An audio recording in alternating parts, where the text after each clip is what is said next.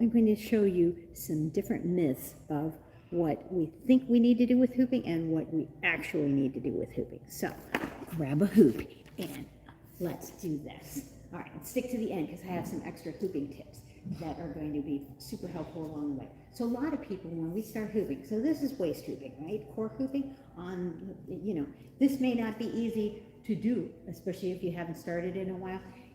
First thing to note is you're going to need a little bit bigger, heavier hoop to start with. That doesn't need to be weighted, but you do want to have a little bit bigger, a little bit of weight to it. It's going to be easier as a beginner to start. So, but the one thing is that, so that is a successful way of waist hooping, right? So if you notice how little movement, that is key number one. There's not a whole lot of movement with this. Number two is the way that I'm moving. So there's a couple of different ways that are successful for hooping. So one is going side to side like I was just doing. So it's a little side beat, right? Side, side, side, side, side. Very small side. Another way to do it is you can have one foot in front. It doesn't matter which foot in front, and it doesn't matter which direction your hoop is turning in. So you're going to get a side of front back or an angle, and you're going to get that. Or you could do the side. Now notice that with either of these techniques of the side, front back, or angle, that out of those three techniques, that you're doing two opposite push points. So that is the proper technique of how to get hula hooping quick and easy. And the way that most people try to do it is they try to go in a circle with their hips. This is the way that we think we should do it, but this is what happens when you do that. You go in a circle, and it goes immediately down. So we want to try and prevent that. So we're not going to go in a circle. We're going to go in an opposite push point direction. So you can go side to side, angle, forward back.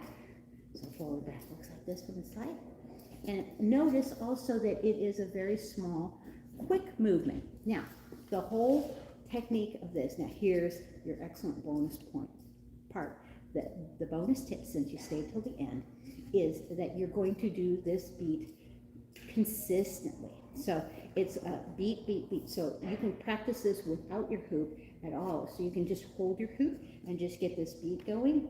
So it's a little beat. So think of this like a little pulse, and think of that. And that's going to help with that movement. So a little pulse. So a little tiny forward back movement, little forward back movement. So not a lot. You don't have to do that. It's too much work. So I'm not going front back. And also you need to keep that small. When you move quickly, it needs to be a small movement for the speed. Okay? And depending on what size hoop you have, you may need to go faster or slower, depending on the size and weight of the hoop that you have. So, and you can do this in both sides and both directions, which I highly recommend. That's an extra bonus tip. So, see, because you stayed till the end, there's extra bonus tips to be had. So, and I'm going to leave you with one final bonus tip. All the bonuses is to help keep your hoop up and keep it from going down to the ground.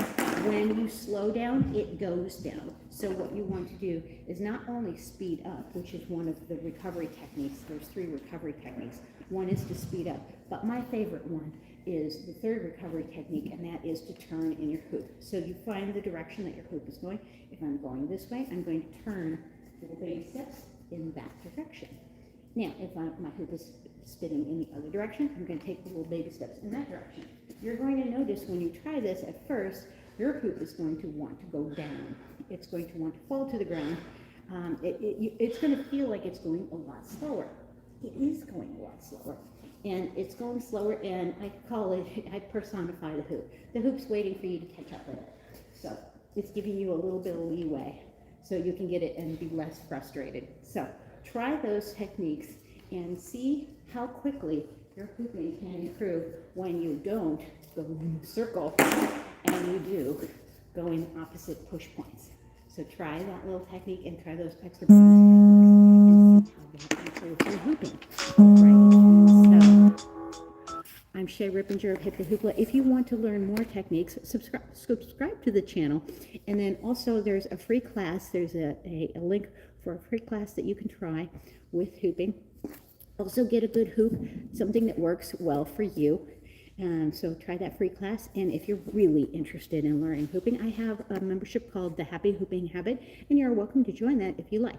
But start out with a free class and try it out, see how you like it, and if you like my teaching style. And so thumbs up, comment if there's any questions that you have about hooping or about the technique, anything that I can help you out with. Comment in the questions and comment in the comments below. Alrighty, thank you so much. Rock on, peace out, and happy hooping. Welcome to the circle. I'm glad you're here. I'm glad you're starting, and I'm glad you're trying.